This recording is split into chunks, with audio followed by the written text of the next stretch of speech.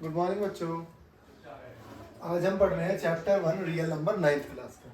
ठीक है, तो सबसे पहले मैं आपको बताऊं रियल नंबर्स होते क्या हैं। ठीक है, वैसे तो बड़े हो जाओगे तो रियल नंबर्स दो तरह के नंबर्स होते हैं, एक रियल नंबर और एक अनरियल नंबर। वो अनरियल नंबर तुम लोग पढ़ोगे 11th क्लास में, ठीक है, जिन्हें कहा जाता है कॉम्प्लेक्स नंबर। अभी रियल नंबर से शुरुआत करते हैं। तो रियल नंबर को बेसिकली 2 पार्ट्स में डिवाइड किया जाता है। फर्स्ट इज रैशनल नंबर और another one is irrational number. ठीक है, रैशनल नंबर्स वो होते हैं जिनको मैं p/q की फॉर्म में लिख सकता हूँ। मान लो अगर मैंने कोई लिखा नंबर 5 या -5, तो भाई इसके नीचे 1 है, तो मैं इसको p/q की फॉर्म में लिख सकता हूँ। ठीक, और इररेशनल वो नंबर्स होंगे जिनको मैं p/q की फॉर्म में नहीं लिख सकता। अब बताओ इसको मैं p/q की फॉर्म में क्यों नहीं लिख सकता? लिख सकता हूँ मैं, कैसे लिखूंगा? अब देखो, अगर मान लो मेरे पास कोई नंबर लिखा हुआ है सिंपल 0.4, क्या मैं पॉइंट हटाऊंगा, नीचे 10 लगाऊंगा और उसको 2 से डिवाइड करके मैंने 2/5 लिखा। ठीक है, अब अगर मैं इसको निकालूं, जैसे बचपन में √2 की वैल्यू निकाली जाती थी, √2 की वैल्यू निकाली जाती थी, तो इसकी वैल्यू आती है 1.414 और ये वैल्यू चलती ही जाती है, चलती ही जाती है। अब मुझे पता ही नहीं है कि वैल्यू ये रुकेगी कहाँ। जब वैल्यू रुकेगी तभी तो मैं नीचे 0 लगा पाऊंगा। अच्छा एक बात बताओ, यहाँ 0.4 था ना, एक फिक्स वैल्यू है ना ये, तो मुझे पता पॉइंट के बाद कितनी डिजिट है, 1, तो मैंने 1 0 नीचे लगा दिया। यहाँ पे लिखा होता था 42, तो मैं नीचे कितने 0 लगाता? 2 0 लगाता। तो मुझे जब पता होगा कि पॉइंट के बाद कितनी डिजिट्स है तो मैं उतने 0 लगा दूंगा और वो p/q फॉर्म हो जाएगी। अब एक बात बताओ यार, जब मुझे पता ही नहीं है कि आगे कितने डिजिट्स है, डिजिट्स तो आगे चलते ही जा रहे हैं, चलते ही जा रहे हैं, तो मैं उसे p/q की फॉर्म में लिख ही नहीं सकता। ओके, तो उन्हीं को कहा जाएगा इररेशनल नंबर। जैसे √2, √3, √5, जितने भी रूट के अंदर प्राइम नंबर्स होंगे वो सारे के सारे पाई की वैल्यू और दीज टाइप ऑफ नंबर्स। अब इसको भी फर्दर कैटेगराइज किया जाता है। नॉन टर्मिनेटिंग, अब देखो 2 तरीके के नंबर होते हैं, टर्मिनेटिंग और नॉन टर्मिनेटिंग। टर्मिनेटिंग मैंने बताया, ये देखो क्या ये वैल्यू खत्म हो गई, 2/5 लिखा था, और मैंने जब इसे पॉइंट में कन्वर्ट किया तो ये 0.4 हो गया। भाई 0.4 हुआ ना, डिवाइड कर रहा था तो डिवाइड करते करते रिमाइंडर 0 आ गया एक टाइम पे, तो ये टर्मिनेट हो गया। टर्मिनेट, जैसे मेट्रो से कभी आओगे जाओगे तो लिखा रहेगा मेट्रो इज टर्मिनेटिंग हियर, खत्म हो गई वहां पे, ऐसे ये खत्म हो गया। ये हमारा नॉन टर्मिनेटिंग होते हैं, मतलब ये देखो पॉइंट के बाद वैल्यू चलते ही जा रही है, चलते ही जा रही है, चलते ही जा रही है, तो ये कैसी वैल्यू है? Non terminating. नॉन रिकरिंग, अब ये 2 तरीके के नंबर होते हैं, रिकरिंग और नॉन रिकरिंग। अब ये रिकरिंग क्या होता है? जैसे मान लो भाई मैंने लिखा 1/7, मैंने क्या लिखा 1/7, तो यहाँ पे कुछ 1/7 करके डिवाइड करके एक वैल्यू आएगी, डिवाइड करके वैल्यू आएगी 14, 28, 5, 7, ये वैल्यू है। अब ये क्या है, दोबारा से यही वैल्यू आएगी अगर फर्दर डिवाइड करोगे, तो ये क्या है? रिकरिंग है। रिकरिंग का मतलब क्या होता है? दोबारा आ रही है वैल्यू। तो ये कैसे होते हैं? कुछ होते हैं रिकरिंग और कुछ होते हैं नॉन रिकरिंग। जैसे मैंने लिखा 1/3, तो ये है 0.3333, तो ये क्या है भाई? ये है रिकरिंग। ये क्या है? रिकरिंग। लेकिन ये कैसे होते हैं? नॉन रिकरिंग, कि वैल्यूज जो है वो सारी की सारी बिल्कुल ही अलग आएंगी। ओके, उसके बाद डेसिमल एक्सप्रेशन, ये रहा डेसिमल एक्सप्रेशन, मैंने ये लिख दिया, ये रहा decimal expression, these are called decimal expression, इसमें कुछ भी समझने वाला नहीं। फिर मैंने रैशनल नंबर्स को फर्दर 2 कैटेगरी में डिवाइड किया। फर्स्ट थे मेरे इंटीजर्स और दूसरे थे फ्रैक्शंस। इंटीजर्स, ये इंटीजर नंबर लाइन पढ़ी थी आप लोगों ने, तो वो नंबर लाइन में जो भी होगा वो सारे दीज आर कॉल्ड इंटीजर्स। ये 2 तरीके के होते हैं, नेगेटिव और होल नंबर। नंबर लाइन से 0 से उधर होल नंबर, 0 से इधर नेगेटिव सारे। होल नंबर में 2 चीजें होंगी, एक तो 0 होगा, अगर मैं 0 को हटा दूं तो भाई क्या बच जाएगा हमारा? Natural number. नेचुरल नंबर को भी 2 कैटेगरी में डिवाइड किया गया, even number, odd number. Even number हमें पता है, इवन नंबर कौन से होते हैं? 2, 4, 6, 8, जो 2 से डिवाइड होते हैं। इवन नंबर में भी 2 होते हैं, प्राइम और कंपोजिट। तो प्राइम तो सिर्फ 2 ही है, और कंपोजिट मेरे सारे हो गए 4 हो गया, 6 हो गया, 8 हो गया, 10 हो गया, these are called composite numbers, जिनके 2 से ज्यादा फैक्टर होंगे। प्राइम नंबर क्या होंगे? जिसके 2 फैक्टर होंगे। अगर मैं बोलूं 1 क्या प्राइम है? नहीं है भाई, क्यों? एक ही फैक्टर उसका, बहुत बढ़िया, क्योंकि वो तो सिर्फ अपने टेबल में ही आता है। ओके, तो नाइदर प्राइम नॉर कंपोजिट, और ये हमारा क्या है, ऑड नंबर भी है। प्राइम नंबर ये रहे हमारे भाई जो कि ऑड है, कंपोजिट नंबर ये रहे जो कि ऑड है, 9, 15, 21, बहुत सारे नंबर। ठीक है, तो बेसिकली अभी तो हमें बात करनी है इर्रेशनल नंबर्स के बारे में कि इर्रेशनल नंबर होते क्या हैं, उसके बारे में हम पढ़ेंगे। ठीक है, ओके। मैं आपके सामने कुछ क्वेश्चंस लिखे हैं, इसमें हमें बताना है कि नंबर जो है वो टर्मिनेटिंग है, नंबर जो है नॉन टर्मिनेटिंग है, नॉन टर्मिनेटिंग डेसिमल रिकरिंग। ठीक है, non terminating non recurring decimal. ठीक है, अब इसको समझने की कोशिश करते हैं। क्या ये 6 चलता जा रहा है? क्या ये 6 चलता जा रहा है? तो क्या ये टर्मिनेट हो रहा है? ये तो नॉन टर्मिनेटिंग। का टर्मिनेट हो रहा है? टर्मिनेटिंग का मतलब तो खत्म हो गया वो नंबर, लेकिन ये तो 6 चलता ही जा रहा है। तो ये कैसा है भाई? ये हमारा है नॉन टर्मिनेटिंग। तो नॉन टर्मिनेटिंग तो दो केस में है, ए बी सी। तो मैंने देखा, और हाँ ये नॉन टर्मिनेटिंग रिकरिंग है। बताओ, देखो क्या 6 आ रहा है दोबारा से? तो मैं इसको ऐसे भी लिख सकता हूँ 1.16 बार। बार का मतलब वो नंबर मेरा रिपीट हो रहा है। ओके, अब यहाँ देखो, ये तो भाई खत्म हो गया, ये तो खत्म है। इसको मैं पता क्या लिख सकता हूँ? इसे अगर पॉइंट को हटाऊंगा 1000, और इसको अगर कट करूंगा तो ये आ गया भाई 1/4, ये आ गया 1/4। तो बताओ ये क्या है? टर्मिनेटिंग है भाई, खत्म हो रखा है। तो ठीक है, तो ये हो जाएगा हमारा ए।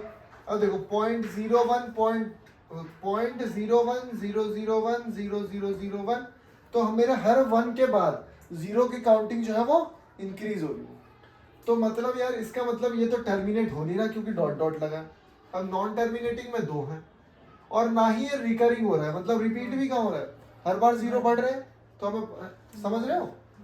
तो ये नॉन टर्मिनेटिंग नॉन रिकरिंग है। ठीक है, ये भाई खत्म हो गया तो टर्मिनेटिंग है। तो ठीक है, अब ये देखो, मैंने देखा 1428571, सिंपल वही नंबर रिपीट हो रहा है 1428557। ठीक है, और पता आप इसको ऐसे भी लिख सकते हो 2 1/7, तो एक्चुअली ये 15/7। तो मुझे पता लगा ये तो कैसा है, नॉन टर्मिनेटिंग लेकिन रिकरिंग है, नंबर सारे के सारे दोबारा से रिकर हो रहे हैं। ठीक है, 0.3 बार मतलब 0.333 रिपीट हो रहा है बार बार। तो ये कैसा है? टर्मिनेट तो नहीं हो रहा भाई, लेकिन रिकरिंग है। टर्मिनेट नहीं हो रहा है लेकिन रिकरिंग है। मैं लिख ही नहीं रहा हूं ताकि आप समझ के दोबारा करो इस क्वेश्चन को। मैंने आंसर एक का भी नहीं लिखा क्योंकि खुद करने हैं आपको। 484848 मतलब सिंपल सा बात है, 48 के ऊपर लगा दो बार, 48 पे लगा दिया मैंने बार। तो इसका मतलब ये टर्मिनेट तो नहीं हो रहा, खत्म तो नहीं हो रहा, ये नंबर भी खत्म नहीं हो रहा और ये नंबर भी खत्म नहीं हो रहा, तीनों नंबर मेरे नॉन टर्मिनेटिंग। अब ये देखना है कि क्या ये रिकरिंग है या नहीं है। तो मैंने देखा ये तो रिकरिंग है, 4848 रिकर हो रहा है। ठीक है, फिर मैंने देखा ये भी पूरा पूरा रिकर हो रहा है। ओके, ये रिकर नहीं हो रहा, देखो 0.250 2500 2500 2540 इस तरीके से चलता ही जाएगा। तो नॉन रिकरिंग है। यहां से चीजें समझ में आई? ठीक है, इन क्वेश्चन को उतार दो। ओके, नया क्वेश्चन, हमें ये बताना है कि कोई भी नंबर आपको दिया गया है, ये सारे मैंने ऑप्शंस लिख दिए, इसमें आपको बताना है कि भाई जो भी नंबर्स लिखे हैं वो रैशनल है या इररेशनल है। अब आप कैसे बताओगे? तो मैंने बता दिया, इररेशनल में सबसे बेसिक चीज जो देखनी है आपको, अगर आपको रूट दिख जाए तो रूट के अंदर ना प्राइम नंबर होना चाहिए। अगर रूट वहां पे एग्जिस्ट कर रहा है सॉल्व करने के बाद, ऐसा नहीं रूट दिखा सीधे लगा दो इररेशनल है, नहीं। तो पहले तो मैंने देखा क्या ये प्राइम है, बिल्कुल नहीं है। ये तो मैं इसको और क्लासिफाई कर सकता हूँ 3 × 3 × 3। तो मैंने आपको बताया था जब भी आपका पेयर बन जाए, क्या ये पेयर बन गया? तो पेयर बन गया तो इसको बाहर लिख सकते हैं ना, तो इसको बाहर लिख दो, तो ये हो गया 3√3। और एक और तरीका बताओ उसका, क्या आप इसको ऐसे लिख सकते हो रूट में 9 × 3। क्या इन दोनों रूट्स को अलग कर सकते हो? जी बिल्कुल कर सकते हैं। √9 क्या होता है? 3। तो ये फिर से थ्रू ये हो गया। क्या आप इसको 6 इंटू 6 लिख सकते हो? और मैंने जब भी बताया आपको पेयर बन जाए तो 6 बाहर आ जाएगा, खत्म हो जाएगा। ओके, अब यहाँ पे आप फंस जाओगे। यहाँ पे लिखा है √5 इंटू √5 तो भाई ये पेयर बन गया 5 और ये भी पेयर बन गया 5, तो आंसर आ गया 25। नहीं तो आप रूट से रूट को मल्टीप्लाई कर सकते हो। तो जब आप मल्टीप्लाई करोगे तो आएगा 625। कितना आएगा? 625। और 625 को बड़े आराम से सॉल्व कर सकते हो। √625 क्या होगा? 25 ही होता है। स्क्वायर्स याद होने चाहिए आपको। भाई ये √3 है, एग्जिस्ट कर रहा है, ये इरेशनल है हमारा, क्योंकि ये कट ही नहीं रहा किसी से, और √3 एग्जिस्ट भी कर रहा है। अब यहाँ पे ये किसका क्यूब है? क्या आपको पता है? ये 7 का क्यूब है। तो यहां से मुझे पता लगेगा यार कि जब ये 7 का क्यूब है, एक 7 का पेयर तो बाहर आ जाएगा, तो लिख दो बाहर, और एक 7 रूट के अंदर ही बचेगा। तो ये 1 आ गया, 1 आ गया तो ये रैशनल नंबर है। रूट नहीं है तो रैशनल नंबर है। भाई ये इरेशनल है, ये क्या है? इरेशनल है। अब इसे सॉल्व करके देखते हैं। यहाँ ध्यान से देखना, ये 5 ही रहेगा। अभी मैंने आपसे इसीलिए पूछा था, क्या मैं 92 को 4 इंटू 23 लिख सकता हूँ? है ना? और अगर मैं इस 4 को बाहर निकालूं तो ये हो जाएगा 2√23, क्योंकि √4 होता है मेरा 2, बाहर निकाल दिया मैंने उसे। तो भाई अगर इसे सॉल्व किया जाए तो ये हो जाएगा 5 माइनस 2√23। तो मैंने देखा ये 5 से 5 कट गया और ये कट गया, तो आंसर मेरा आ गया 0। तो ये भी रैशनल नंबर है। ठीक है, तो सबसे पहले आपको ये सीखना है कि रैशनल नंबर्स क्या होते हैं और इरेशनल नंबर्स क्या होते हैं। ओके ओके बच्चों, कुछ क्वेश्चंस आपके सामने हैं, बहुत ही आसान क्वेश्चन है। इन दोनों को भाई करना है ऐड। क्या करना है? इन दोनों को ऐड करना है। तो मैं इसको रिवर्स में कर देता हूँ। एक बात बताओ, अभी बताया मैंने, अभी बताया 125 लिखा है, इसका मतलब यह है 5 का क्यूब। तो क्या मैं इसको 5 इंटू 5 इंटू 5 ही नहीं लिख सकता? मैं साइड में सॉल्व भी करके दिखा रहा हूँ आपको, ताकि आप कंफ्यूज ना हो। 5 इंटू 5 इंटू 5, क्या पेयर बन गया? तो जिसका पेयर बन जाता है उसे निकाल देते हैं बाहर। तो ये हो गया मेरा 5√5, ये हो गया मेरा 5√5। और ये क्या है मेरा? 2 अभी मैंने आपको बताया 27 को मैं लिख सकता हूँ। बहुत बढ़िया, क्या बात है भाई, 3√3। तो ये हो गया मेरा 3√3 sorry into 3√3 plus minus 5√5 minus √3। देखो ये वैल्यू तो पूरी पूरी कट गई। तो ये कितना है? 6 में से एक गया, कितना बचा? 6 में से एक गया, कितना बचा? 5√3, 5√3। ओके, अब क्वेश्चन नंबर ये, अब इसमें मुझे अगेन ऐड करना है। तो मैं ऐड करना बता देता हूँ तुम लोगों को, कि अगर आपको ऐसा दिखे, कभी ऐसा मत करते हैं ना, √7 करते हैं एक बार, माइनस √11 प्लस √5 माइनस √5। अगर सिमिलर टर्म्स हैं तो भाई वो ऐड हो जाएंगे। अगर सिमिलर टर्म्स नहीं है तो कभी जिंदगी में ऐड नहीं होंगी। तो रूट जैसे लिखा है √7 as it is, √5 as it is, √13 as it is. लेकिन मैंने देखा ये दोनों टर्म सिमिलर है मेरी, तो ये भी 1 है और ये भी 1 है, तो हो जाएगा 2√11। ओके ठीक है, अब इनको करना है मल्टीप्लाई, लेकिन ये मल्टीप्लाई हो जाती है, तो भाई मल्टीप्लाई कर दो। 5 2 ज़ा 10, और ये हो जाएगा √2 इंटू √2, √4 भी लिख सकता हूँ, और √4 मेरा 2 होता है, तो ये हो गया मेरा 20। अब इसको करना मल्टीप्लाई। भाई मल्टीप्लाई करोगे तो दोनों से मल्टीप्लाई करना पड़ेगा। तो ये हो गया मेरा 3 माइनस का 9 और प्लस 3√5। ओके, अब यहाँ पे है डिवाइड। बड़ा अच्छा क्वेश्चन है। डिवाइड किससे करना है? इसको करना है बाय इससे, मतलब 7√5 बाय -14। यार 125 क्या है? 125 क्या है? 5√5।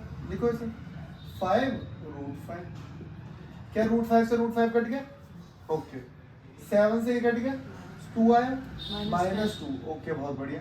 तो माइनस को ले जाओ ऊपर, 2 इंटू 5 -1/10 -1/10। अब इसको करना है, ये क्या है, ये 6 का क्यूब है, ये क्या है 6 का क्यूब है। तो दोबारा से मैं सॉल्व करा देता हूँ भाई।